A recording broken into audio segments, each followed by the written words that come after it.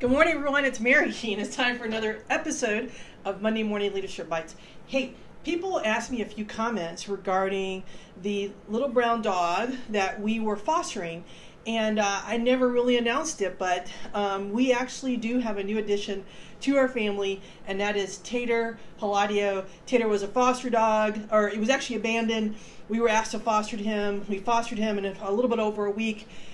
We just felt compelled. We think he might have been abused, and so we were working with him, and we just felt compelled to go ahead and officially adopt him. So, for those of you who are wondering, we now have two dogs. We have Gage and we have Tater. So, now on to today's leadership bite, and that is around the use of words. That leaders should choose their words wisely, and this has come about because over the last 4 days, I either received just in casual conversation, either talked to someone about they knew someone who had been told something in their life that wasn't 100% true and that affected them profoundly, or I've heard something or read something or regarding the fact that the words that we use sometimes have an impact that we might not even be aware of. Do you remember as kids when you would say, sticks and stones may break my bones, but words will never hurt me? Wow, what a lie that was, because words can hurt. Not only can they be hurtful, but they can have a lasting impact on a person that you might even realize that it did. Just in passing, you might have said something or did something that actually hurt someone, and they're carrying that around as baggage. And I've heard some really just powerful stories, which I don't have time to go into it now, but I bet you if you asked, or even yourself, someone might have told you something that was really kind of a lie. So as leaders, we have to make sure we are being mindful of the words we're using. And I'm going to try to share a story that's rather long, and I'm trying to be brief about it. And I don't have this person's permission to share, so I'm going to not say their names. But this was when I first became a leader and really had people directly reporting to me. And there was a person who I was sort of grooming to sort of be my second in command. I had my sights on going the next level, and I needed someone to be able to fill my spot. And we were running a very big technical project. We really needed assistance from IT. The IT director had given me someone that was supposed to work with us. I'd gone to several meetings with that person. And about the third meeting, I came back, and I plopped in on this person's chair in their office. And they said, "How did it go?" And I said, those IT meetings are useless. And I saw her demeanor changed, and I didn't really pay attention to it. And a couple months went by, and I just noticed the team wasn't really gelling or clicking like it was. And so I tried to have a meeting. I tried to have someone else facilitate. And over time, realized that two things happened. When I went into that person's office and said that those IT meetings were useless, what she heard was that the person that was assigned to us, someone that she knew, not very well, but she knew, that I was calling her useless. And I used to like to use the word useless because it was raw, right? And I don't use it any longer, unless I'm telling this story. And but the other thing I found out, and it didn't come until months later, we were actually at a retreat, that her father called her useless.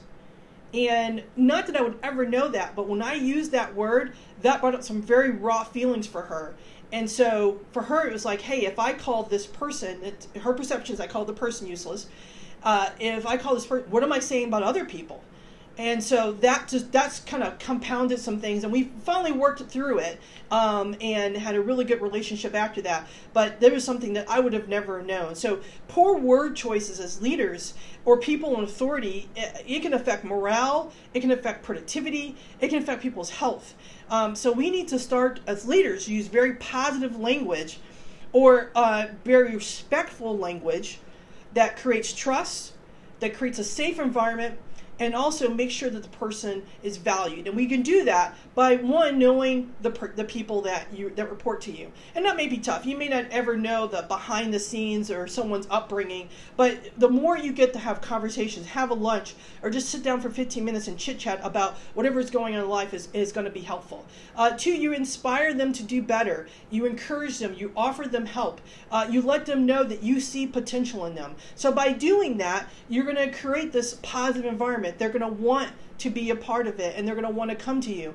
And when you do make mistakes, because we as leaders are not flawless, but when we make mistakes, they hopefully feel comfortable to say, hey, I didn't like how you said that. Speaking of mistakes, we live in a very fast-paced world. We live in a world that we're constantly trying to keep up with things, and it's very stressful. And mistakes are going to happen. We're going to make mistakes. Our people are going to make mistakes. People are not robots. We're not flawless. So unless there's a trend that someone's constantly messing up, and when that happens, we just have to call it out. But when things happen, we want to make sure that we are using positive language, that we're not invoking fear, that we're not humiliating. And it's interesting, when someone makes a mistake in a group, there's a tendency to want to let the group know that you handled it. And so therefore, by letting, airing your dirty laundry on the group, you're basically trying to say, hey, I got this, don't worry, I got to take this person taken care of.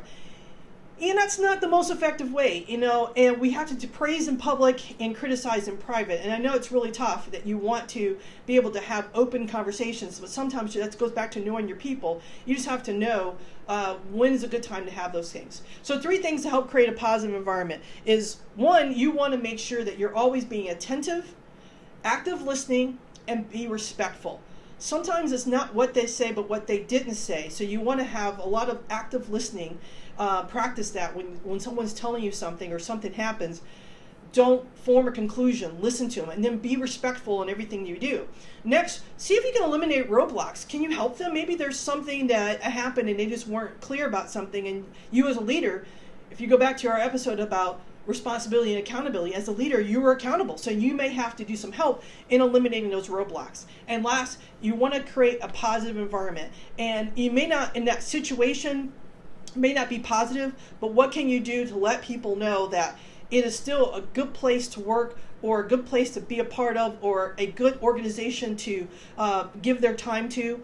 And so you want to try to create positiveness on things, that despite the negativity that's going on, despite the change that's going on, if you can somehow brighten their day, let them know you're proud of them, let them know you value their hard work, it's going to be something that's going to really gain or yield a lot of results for that. So, bottom line, choose your words carefully. If you want to create happy, healthy, loyal, productive environment and have a team that can give you their best, you have to make sure your words are matching what you generally want to give across, because that is what's going to induce the behavior that you want in your team. So, simple challenge this week. This week, I want you to go out, find someone in your organization, on your team, in your family, and just spend time being mindful. Have one conversation where you're mindful of the words you're using, that you're listening, and you're listening for intent, you're listening for what they're saying and not saying, and then you're going to be mindful in your communication, encourage them, and be positive, and I would love to hear the results of that. So this is another episode of Monday Morning Leadership Bites, and thank you for watching. Like, comment, and share.